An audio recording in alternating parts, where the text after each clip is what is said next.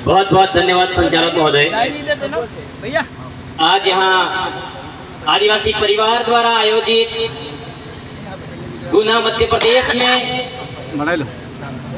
हम लोग उदयपुर उदा खराड़ी की धरती से, भील राणा कुंजा की धरती से एवं हमारे मानगढ़ के शहीदों को साक्षी मानते हुए और पाल चितरिया डडवाल के शहीदों को याद करते हुए दिलोड़ी बड़ली कानिया गरासिया के नेतृत्व में शहीद हुए उन तमाम शहीदों को साक्षी मानते हुए आपके गुना की धरती को, आदिवासी परिवार की विचारधारा को नमन जोहार करते हैं।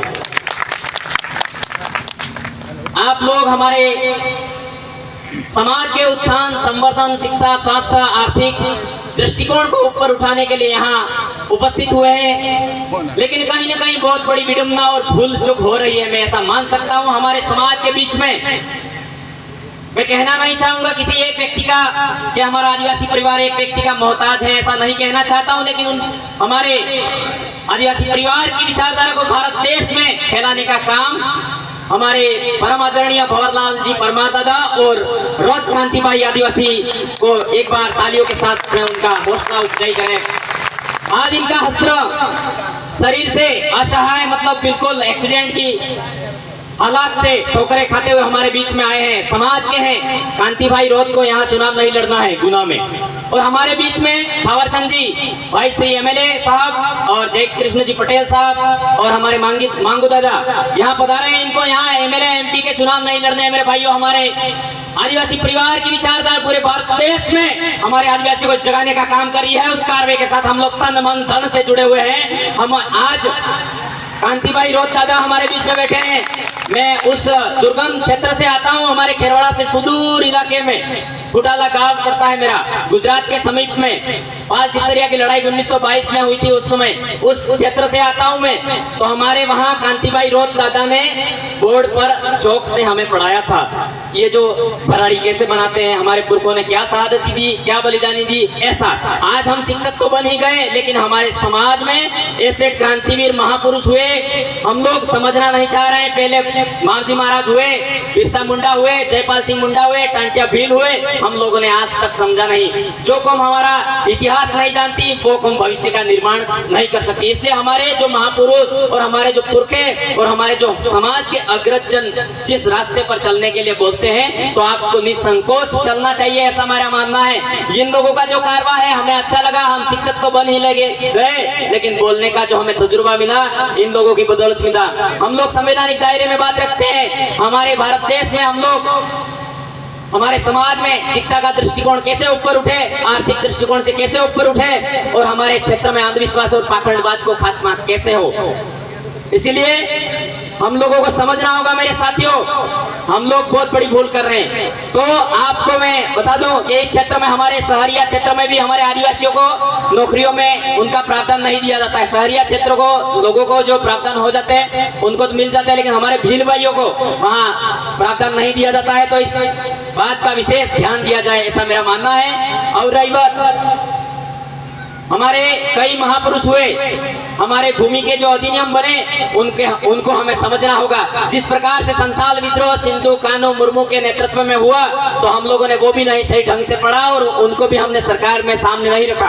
कहीं ना कहीं हमारा इतिहास हम पढ़ नहीं पा रहे हैं। 1855 में करो या मरो का नारा 8 अगस्त 1942 को मुंबई में जब सम्मेलन हो रहा था, उस समय महात्मा गांधी जी ने दिया था, वो ही हमें किताबों में पढ़ाया जाता है। लेकिन 1855 उस समय सिद्धू कान्हू उन्होंने हमारा देश में हमारा राज और माटी छोड़ो अंग्रेजों करो या मरो का नारा सिद्धू कान्हू ने दिया था। उसके बाद 1855 में 1876 में तब जाके वो लड़ाई 400 गांवों के लोग एकत्रित किए थे और 50,000 लोग एकत्रित हुए थे। कई लोग मारे गए, शहादती दी, बलिदानी दी। उसके बाद में संथाल परगना टेनेंसी एक्ट लागू हुआ 1876 में, ये हमें समझना होगा। उसके बाद में आते आते बिरसा मुंडा की लड़ाई हुई। बिरसा मुंडा की लड़ाई में भी हमारे वाले लोग शहीद हुए। उसके बाद में आपका छोटा नागपुर टेनेसी एक्ट लागू हुआ 1908 में। उसके बाद में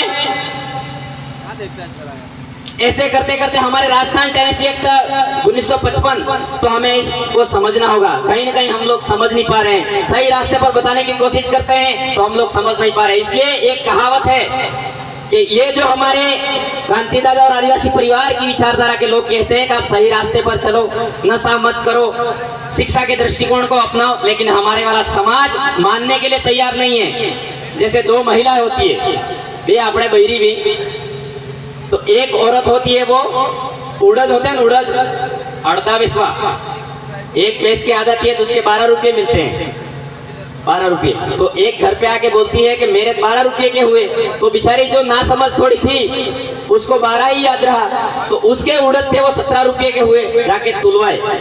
तो सेठ जी ने बोला तेरे 17 रुपये हुए, तो जो घर पे आके जिस औरत ने बताया 12, तो वो औरत सेठ जी को लड़ पड़ी, सेठ तमा बीजा से तरता है 3 महीने से तरवान हत्तर पत्थर मुनि जोड़ो मारते 12 रुपया जुजी।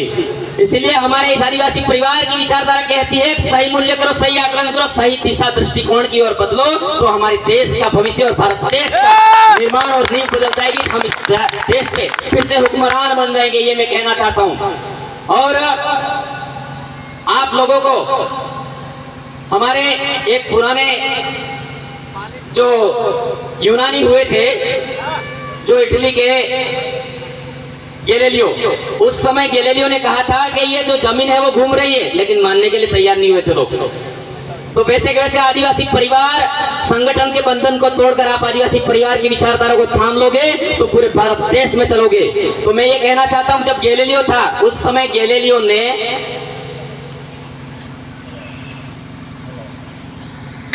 ने अपना खुद का प्रक्षेपण और टेलीस्कोप से उन्होंने देखा और सर्वे किया, और उसने पूरे चर्च और पादरियों के सामने बताया, रोमन जो चर्च था उसके सामने ये बताया कि धरती घूमती है। तो उनके जो अंधविश्वास के जो ग्रंथ बने हुए थे, चर्च के पादरियों के ग्रंथ बने हुए थे, उन ग्रंथों में उस आदमी को सजा दे दी गई कि ये जो झूठ बोल रहा है। उसके बाद में वहां के रोम ने बोला और वहां के वकीलों ने बोला कि गैलीलियो तू कोई बात नहीं, झूठ बोल दे, झूठ बोल दे तो तेरे को सजा माफ हो जाएगी।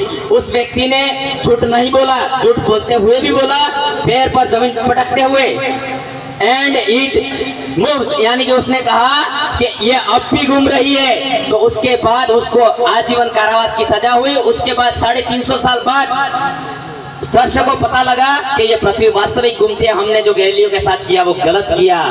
तो आज भी उस रोम की तरफ उसकी अंगुली काट के लगाई गई है चर्च में, और पृथ्वी घूमती है ऐसा इंगित करती है। तो हमारे वाले बुद्धिजीवी समाज के आज हमारे समाज में सही दिशा की ओर काम करते हैं। कई सारे दिल्ली के प्रोफेसर बैठे हुए हैं और हमारे समाज के शुभचिंतक बैठे हुए हैं। ये जो एमएलए विधायक है वो हमारे विधानसभा के दायरे को लेकर है, वहाँ काम करे, क्षेत्र के उत्थान के लिए काम करे, करता है बस अर्थ। लेकिन हमारे यहाँ एमपी में और पूरे भारत में इनको घूमने का ठेका थोड़ी ले रखा है, लेकिन इनको यहाँ जिन्हें सैन सुकून से सोने नहीं दे रहा है। इस समाज की दर्द है वो, इसलिए इनको दर्द महसूस होता है, इसलिए 600-700 किलोमीटर दूर आपके समाज के बीच में आते हैं। अगर हमारे इन समाज के अग्रजनों की बात नहीं मानी तो जीवन भर हमारे समाज का उत्थान नहीं हो सकता है। मैं ये कहना चाहता हूँ, हमारे दादा है जो कांति दादा आज बीमारी से ग्रसित है, भंवर जी भी हाई डिजीज जो बीमारी होती है स्किन प्रॉब्लम से जूझ रहे हैं। आज भी इनके वक्तव्य को सुनना है हमें भी, और तमाम लोगों को सुनकर इन बातों को अमल में लाना है मेरे साथियों। और हमारे बीच में दो एमएलए साहब भी विराजे हैं। मैं हमारे एमएलए साहब के समक्ष बात करना चाहता हूँ। आपका सदन विधानसभा सत्र चले उस समय में हमारी जो भाषा है, जो 22 भाषाओं का जो हमारे संविधान में प्रावधान दे रखे हैं, तो 8वीं अनुसूची में भाषाएं जो पहले 14 थी, उसके बाद में 1967 के बाद में जो भाषाएं जोड़ी 22 हुई। तो बशर्ते हमें अनुच्छेद 343 से लगा के 351 में हमें बशर्ते प्रावधान दे रखे हैं, जिस क्षेत्र में बोली भाषा के आधार पर उनको उस भाषा सहेजने का हक है। तो आप सभापति महोदय के सामने टेबल बजाकर अपनी प्रतिलिपि पेश करें। हमारे इस भारत में बिलों की अलग से बोली होनी चाहिए। और रही बात 1871 से लगा के 1851 तक हमारे 80 साल तक धर्मकोलम चल सकता है आदिवासियों का, और आज हमें 63 साल हो जाने पर पता लग रहा है कि हमारा धर्मकोलम था। मेरे साथियों, ये दुखद बात है, हमें समझना होगा। तो मैं हमारे इस मंच के माध्यम से हमारे जनप्रतिनिधियों का ध्यान आकर्षित करना चाहूंगा कि हमारे धर्मकोलम की बात है वो प्रखर तरीके से आप टेबल बजाकर बात करेंगे तो हमारा धर्मकोलम बनेगा। तो अनुच्छेद 2 और अनुच्छेद 3 में हमें पृथक राज्य बनाने की मांग है, वो मांग भी मिल जाएगी और बिल प्रदेश भी बन जाएगा और बनकर हम लोग एक सैन सुकून से हमारे क्षेत्र में प्रगति उत्थान प्रगति संवर्धन कर पाएंगे, ताकि हमारे क्षेत्र में शहरिया में जो शिक्षा की समस्या है, पूरे जो बिल प्रदेश में समस्या, सारी समस्याओं का निदान बिल प्रदेश बन जाएगा। तो हम लोग पूरे क्षेत्र में हमारी जनसंख्या के अनुपात में आरक्षण की बात है तो हम लागू कर पाएंगे। कई जाति समुदाय को ऐसा लगता है कि ये लोग बिल प्रदेश बना देंगे क्या हो जाएगा। हम उन तमाम जाति समुदाय को कहना चाहते हैं, हम आदिवासी इस देश के मालिक हैं, तो हमारा परम कर्तव्य बनता है मालिक एक घर में किस तरीके से परिवार को सहेज कर संवर्धन करके रखता है, तो हम लोग जाति ऊंच नीच भेदभाव किए बिना चाहे मुस्लिम सिख ईसाई समस्त भारत में जितने भी समुदाय है, अगर हमारे बिल प्रदेश टेरिटरी में आते हैं तो आपका सहर्ष सम्मान किया जाएगा, आपको खरोच तक नहीं आएगी। लेकिन हमारे पुरखों की शहादत की और बिल प्रदेश की मांग है, बनने दीजिए, सबका उत्थान संवर्धन सबका कल्याण होगा। और हमारे आदिवासी समुदाय के होने के नाते पूरे विश्व के कल्याण की सोच रखते हैं। उसी बीच में ज्यादा समय ले रहा हूँ, मुझे माफ करें, लेकिन 700 किलोमीटर चलकर आया हूँ तो मैं एक गीत के माध्यम से मेरी बात को खत्म करना चाहूंगा। जैसे हमारे आदिवासियों ने जब ब्रिटिश सत्ता के सामने और राजा रजवाड़ों के सामने अंग्रेजों को भगाने के लिए, ये दूसरे लोग थे, ये लोग ने बोलो कोई नहीं सब मानव है, लेकिन कई लोग अंग्रेजों के साथ में हो गए थे, लेकिन हमारे आदिवासियों ने कभी भी किसी की अधीनता स्वीकार नहीं की। हमारे पीली भाषा में हमारे बाप दादाओं ने एक गीत गाया था, वो आपके बीच में रखना चाहूंगा मैं। बुरिया रे बुरिया कारी बुरिया जातो रे जे तारे वाला दे समय बुरिया हाथ अमिल हाथे जमीन के न पावे बुरिया जातो रे जे तारे वाला दे समय बुरिया हाथी ने आला जमीन तैने आला बुरिया जातो रे से तारे वाला दे समय। बहुत बहुत धन्यवाद, आपका छोटा बेटा होने के नाते आपने सुनने का प्रयास किया, आप सभी का सदैव ऋणी रहूंगा। धन्यवाद। जय जोहार, जय आदिवासी, सभी जाति धर्मों का सम्मान। जोहार। धन्यवाद लोकेश जी परमार जी। बहुत आभार संचालक महोदय। जय जोहार साथियों। देखिए, हम कल रात को जब आ रहे थे तो लेट हो गए, रास्ते में धर्मा धाकड़ जी जो सरपंच साहब है, इन्होंने रुकने की व्यवस्था की थी, तो वहाँ परिचय कर रहे थे एक दूसरे से। तो जब मैंने परिचय दिया तो हमने कहा भाई मैं महावीर आदिवासी परिवार के लिए काम करता हूँ, तो परिचय देके बैठ गए। बाद में एक साथी ने पूछा यार आदिवासी परिवार क्या काम करता है, तो वही बात मैं आपको बता के मेरी बात को विराम दूंगा।